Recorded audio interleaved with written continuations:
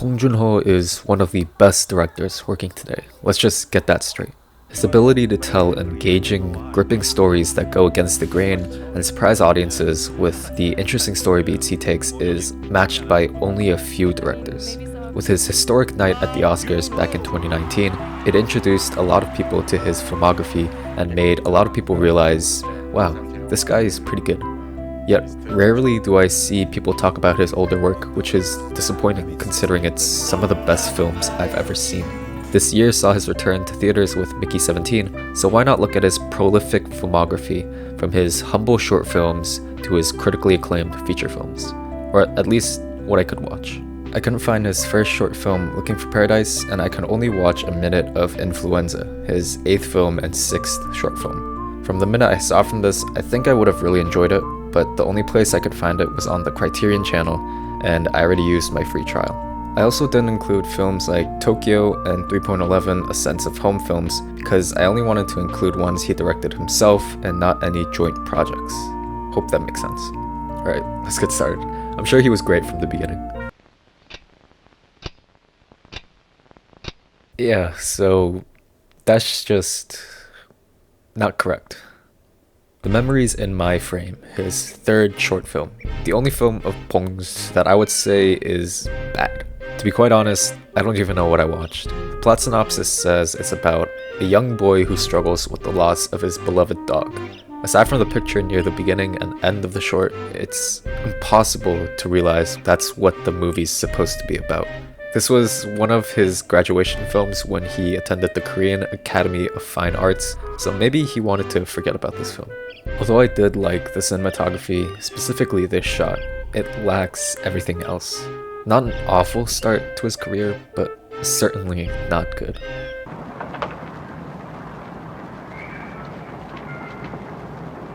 White Man, his 2nd short film in his filmography, was a lot better than the last one, but that's not saying much. It at the very least showed a glimpse of his work today, that being a bizarre but ultimately enjoyable premise, following a white-collar worker who finds a severed finger in his apartment's parking lot. What? Despite its bizarre premise, I thought it was going to be a sort of mystery short with a tense atmosphere, but it's literally the complete opposite. This man does some crazy shit with the finger, like, what the hell is going on here? The divide between the lower and higher classes that personify a Bong Joon Ho film is present even in his earliest work. With White Man, he shows that difference in the Tower of Babel-like apartments overlooking the shanties below them. The man's walk through the poor neighborhood acts as the inverse of Parasite, whereas in that film, the characters traveled further down into poverty, the businessman walks out of it. It's interesting to see how this motif has been a clear topic of interest Bong wanted to explore from the very beginning of his career, which is all the more evident when acknowledging his involvement in the South Korean democracy movement, in which many citizens of the country fought to change the authoritarian government into a more democratic form of ruling. While I appreciate where he came from with this film, that disconnect between the message of class division and the almost feverish plot is a bit too much for me to take seriously, but I'd still recommend it. This one's on YouTube, so I'll put a link to the film in the description. It's only 20 minutes, so it's a quick watch. 그러면 또 힘이 또 빡 솟아나서 또 헤엄치고 그러다가 또 지치면 His 7th film in general and his 5th short film, Sink and Rise, was just a fun time. I don't know what else to say. There's not much to analyze in a short film about a snack shopkeeper and a father and daughter duo betting on whether or not an egg would either float or sink in water. I will say I really like the fact that it's all one take. Did it need to be one? Nah, sir. But come on, man. Don't be such a bummer. This is the kind of film where if you don't have fun with it, I just don't like you. That needle drop at the end is worth all the money in the world.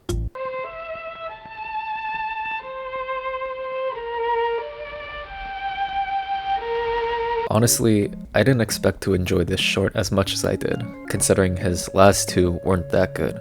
Incoherence, his 4th short film, is honestly the funniest one he's ever made. It tells 3 stories, the first being about a professor hiding his porn magazines from a female student, the second being about a jogger who pins his milk theft on a local newspaper boy, and the third being about a drunk man looking for a bathroom.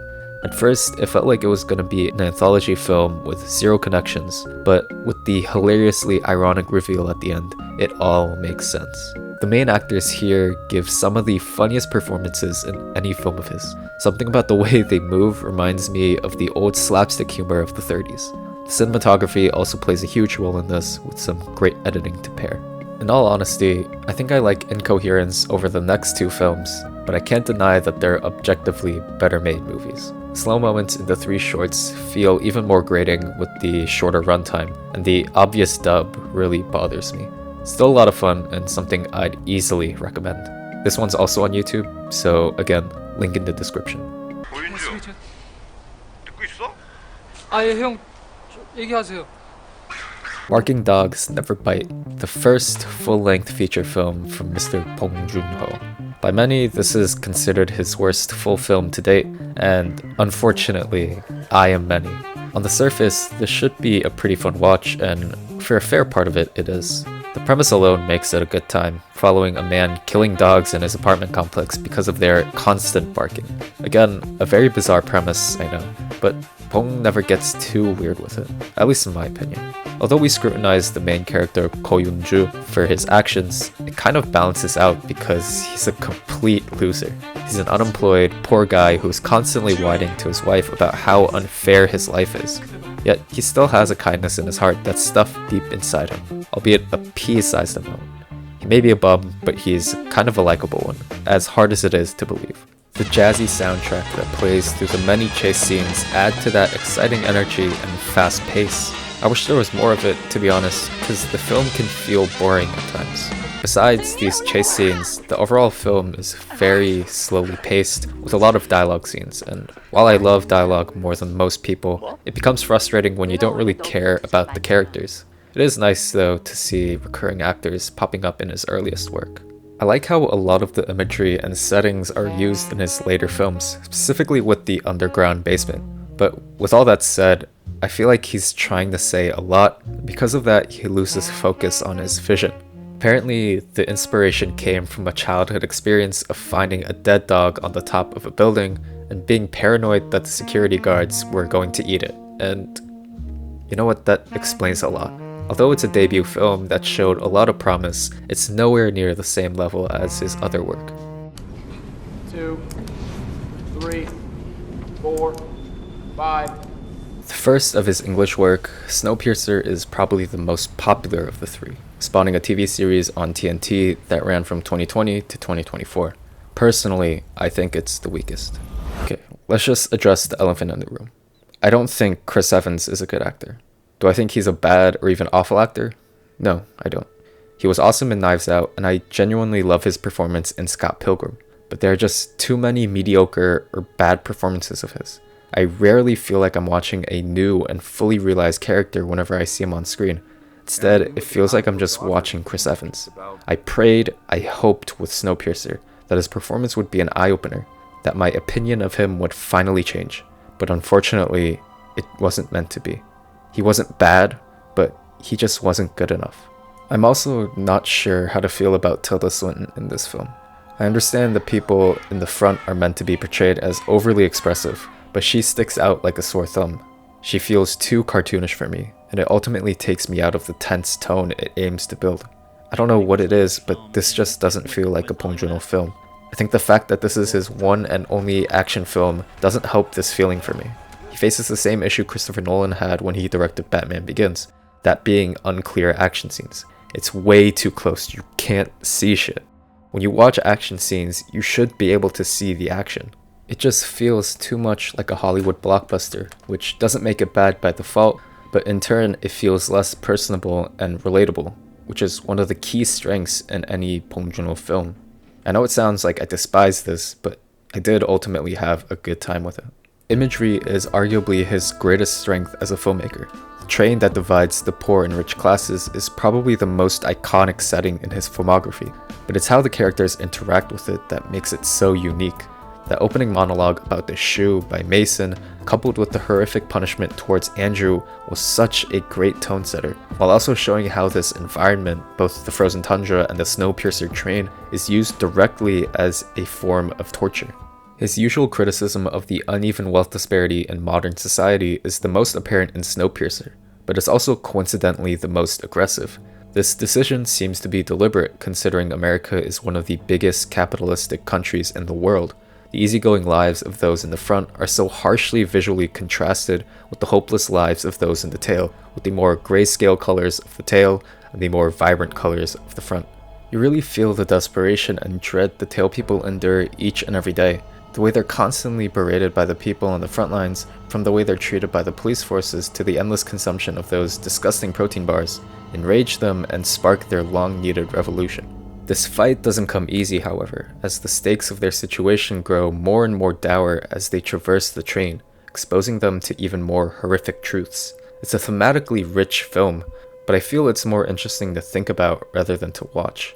While I still recommend this film, it unfortunately feels like the middle child, out of place in the family.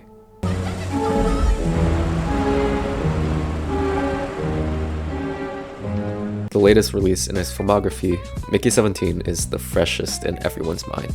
I originally had this as his best English work, but after careful consideration, I realized it's not as good as the next film on the list. Although Tilda Swinton isn't in this one, the cast is the most consistent I've seen in his American work. Robert Pattinson, Mark Ruffalo, Steven Yeun, and Toni Collette were awesome as expected, but I was really surprised by Naomi Ackie the most, considering this was the first time I'd seen her in a film. I refuse to acknowledge The Rise of Skywalker is a real movie. I hope her performance here exposes her to more promising, career-defining roles because she deserves it. There's a certain campy tone in all of his English work, but it feels the campiest and most fitting here, which is the ideal tone for me. It's just a fun movie, honestly. I had a lot of fun watching it. I do wish it ended a lot cleaner and more impactful. Bong Joon Ho films are defined by their shocking and fantastic endings, whereas this film kind of fell flat. Other than some narrative inconsistencies, I had a blast with this film. If you want my extended thoughts on Mickey 17, do check out my review of it, link in the description.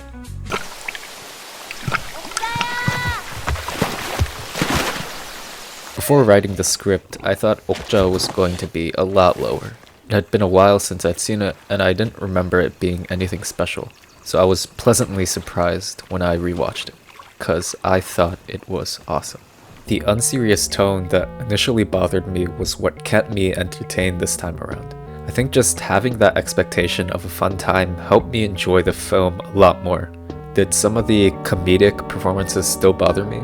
Yeah, like Jake Gyllenhaal's was still not that good, but they weren't as egregious as I remembered them being. I still think they would have been better if they weren't so accentuated. Choi Woo-sik's, for example, was just as funny without taking me out of the film. The absurdity of the situations is where the comedy comes from, so I think just having the characters react normally would be a lot funnier, like how Evelyn from Everything Everywhere All at Once just accepts the universe with hot dog fingers. Like, yeah, this is my life now. The overall heart and emotion are admirable, especially for animal lovers. The bond between Mija and Okja is very wholesome and highlights the relationship we have with our own pets. They're family and they're irreplaceable. So when Okja is taken away from Mija, we feel that heartbreak and understand why she embarks on an adventure to bring her back home. Even if it is Bong's most wholesome film, it's still honest and doesn't sugarcoat anything, especially regarding the meatpacking industry. The imagery Bong uses, especially near the end, exemplifies the moral ambiguity of murdering animals for our own consumption. Yeah, I love munching on pork belly and fried chicken when I have the chance, but am I not a hypocrite for rooting for these super pigs and not for the billions of pigs, cows, and chickens we slaughter every year? I just appreciate how there are actual stakes in the narrative, how every decision made by the characters feels so real and so authentic. He knows the fact that it being his most wholesome film doesn't give him the right to end with a traditionally happy ending. You simply can't end a film with a perfectly wrapped bow. It needs to be earned. Although I prefer his darker work more, I can still find a lot of joy and entertainment in Okja. To show respect to all my super pigs, I will abstain from eating any meat. Only today though. My Korean genes ban me from taking any more days off. 갔다 올게 잠시. 자, 팔에 힘 빼시고요. 완전 아직까지 My first ever Bong Joon Ho film. Well, kinda. When I was a little kid, my family had a VCR tape of the film, with its Korean named Kremul labeled on it with yellow masking tape. I remember watching a part of it and being absolutely terrified. Whenever I was in the living room, I would always see the tape on the TV stand, almost like it was cursed and had a dark aura surrounding it. I wish I still had it, but it's been gone for several years now. This is just one of my favorite horror films of all time. The atmosphere and mood are just as effective to this day. That opening scene specifically is the perfect tone setter. The shot of the lab worker pouring the chemicals down the drain that leads directly into the Han River, clouded by the formaldehyde's fumes, instantly creates a mysterious, ominous feeling. The vastness of the river the men fish in shows how far the chemicals could have spread, and introduces the main monster in its infant stage. The suicidal man looking down in the water saying, 니들 방금 봤냐?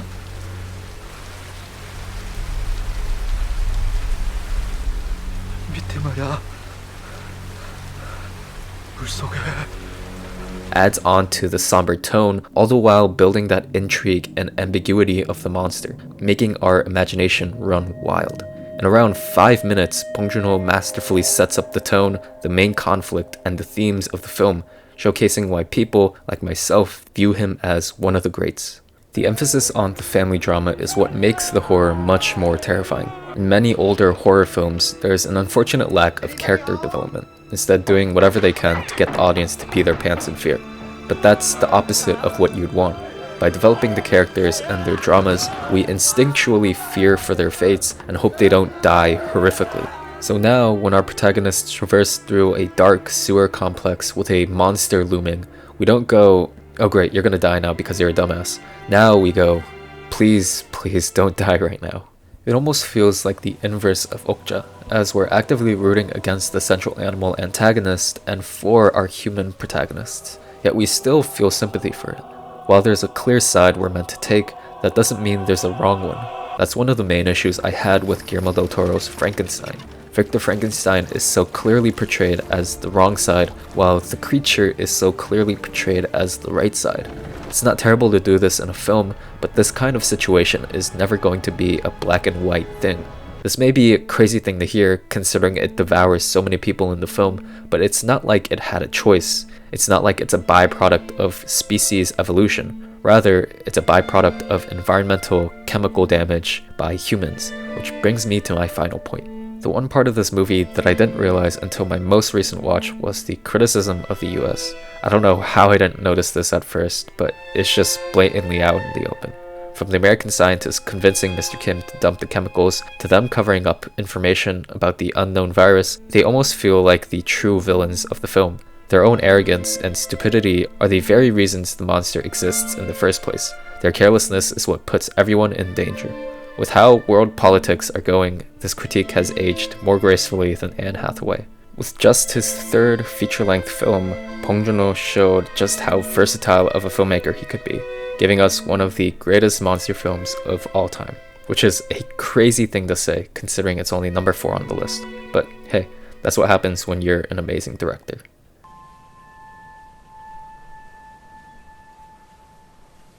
I often wonder what I would do if someone I loved was accused of a crime they didn't commit. Would I teeter the line between right and wrong? Would I be consumed by rage and revenge? How far would I go for justice? His 2007 film Mother asks us this very question when a woman's disabled son is wrongfully arrested for the murder of a schoolgirl.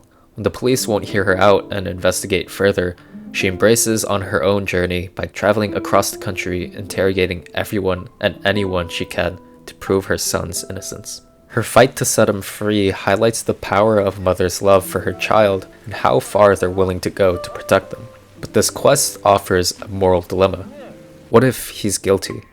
Is it right to set him free knowing this? Out of all the previous films so far on this list, really putting an emphasis on that, Mother is where he's at his most introspective about humanity, more specifically our familial instincts.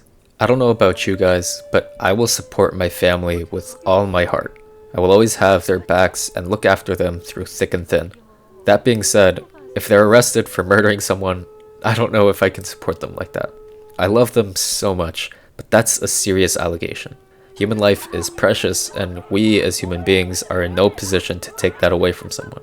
This moral ambiguity highlights that gray area between what we typically consider to be either right or wrong. Nothing is ever truly good or truly bad. There's always going to be a little bit of good in the bad and a little bit of bad in the good. Although we don't relate to the mother, we can understand her actions and, more importantly, her emotions. Having your son taken away from you like that is heartbreaking and something I wouldn't wish upon anyone else. But we teeter between supporting her and condemning her as she acts more and more vindictively. The vengeance inside her clouds her judgment and makes her act primitively rather than logically. It consumes her and makes her feel less like a human and more like a monster. Big fan of the characters and actors here. Won-bin did a fantastic job, really disappearing in his role as Tojun, and Kim Hye-ja gives arguably the best performance in any film of Pong's. Engaging editing and a great screenplay. Really love the soundtrack and cinematography here too. Just all around a very, very well made film. Don't want to say too much anymore because I want y'all to watch it if you haven't already, but the last thing I'll say is, holy shit, he sure knows how to end the film. One of the craziest and most shocking endings I've ever seen. Truly a must-watch film.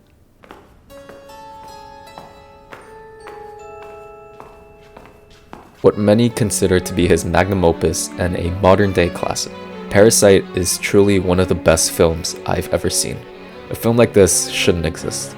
An engaging, funny thriller that switches to a dark, tense drama seamlessly, an effortless critique of the unjust wealth disparity in Korean society, and historically, the first and only international feature film that's won Best Picture at the Oscars.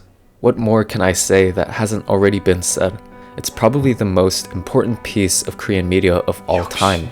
The wonders it's done for the coverage of Korea's entertainment is unprecedented. It's one of the most unique and interesting viewing experiences I've ever had for a film. It's made me so proud of my heritage in a way no other thing has even come close to replicating. Quite honestly, it's a film that makes me speechless every single time I watch it. There's no point in pinpointing one specific part of the film that makes it special, because it's the whole film that makes it a truly life-changing experience. It's a movie that leaves you in awe even after its last frame. It's a source of inspiration that never leaves you. It's a truly monumental piece of art that, in my opinion, will be cemented as one of the greatest films of our generation. Unfortunately, right now, I can't find the right words to fully express how much this film means to me. I promise I'll revisit this film one day, but now is not the time. I would call Parasite a once-in-a-lifetime film, but he also made this last one, so that phrase doesn't really work now, does it? 너 중요한 거니까 손 내면 안 돼! 이거 중요한 거니까 손 대면 안 돼! I still find it crazy he made this masterpiece in his second time directing a full-length feature film. Even if his previous work showed glimpses of his potential, this is beyond it. Memories of Murder is a film beyond belief.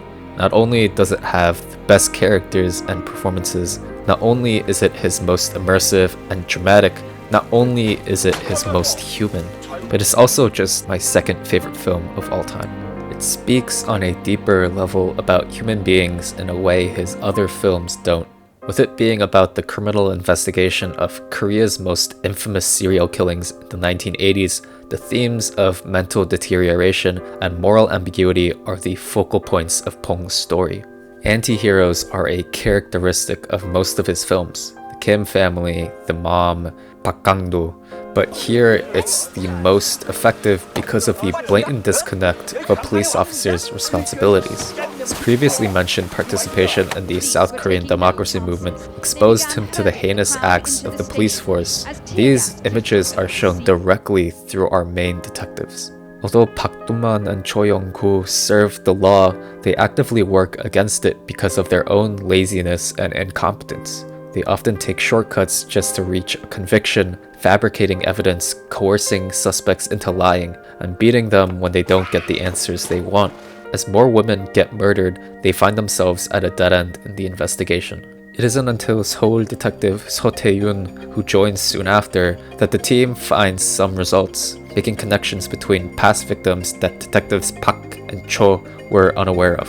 He personifies the image of that ideal police officer. diligent, intelligent, and most importantly, morally right, following his respectable motto. 단순 실종이 아닙니다, 반장님. 서류들만 자세히 훑어봐도 알 수 있죠. 서류는 절대 거짓말 안 하거든. But as the film shows, these kinds of investigations bring out the worst in people and ultimately break them down mentally and emotionally. While we may detest the detectives for their unjust actions, we empathize with their struggles and stresses. We understand how this case is not for the faint of heart. Tae-yoon, especially, progressively becomes more like Do-man as the suspects they question get cleared, leaving them right where they started. The desperation to find the killer and bring justice to the grieving families progressively eats at him, till he reaches his limit and loses himself. It's in this film that we see some of his best directing.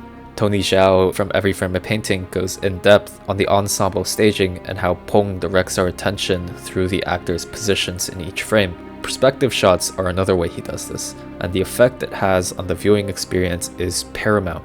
Like the characters, our own moral compass is challenged. Often, it feels like we have a say in what happens in the film. Sometimes we'll be the murderer, sometimes we'll be the detective. These shots happen at the most crucial and dangerous points of the film, asking us to make the decisions. And by doing so, it asks us this: are we any different from them? Are we any better? I find the films that question my own morality are the ones I admire and love the most. Inherently, the greatest movies should be able to change the way you see the world and inspire you to be better than who you are currently. They offer us the perspective of a character navigating a world that we ourselves have never even acknowledged. I don't know the life of a detective working to find a serial killer. I can't even begin to imagine the mental fortitude required to solve a case like this. It's only through film where I can feel this, and that's truly special.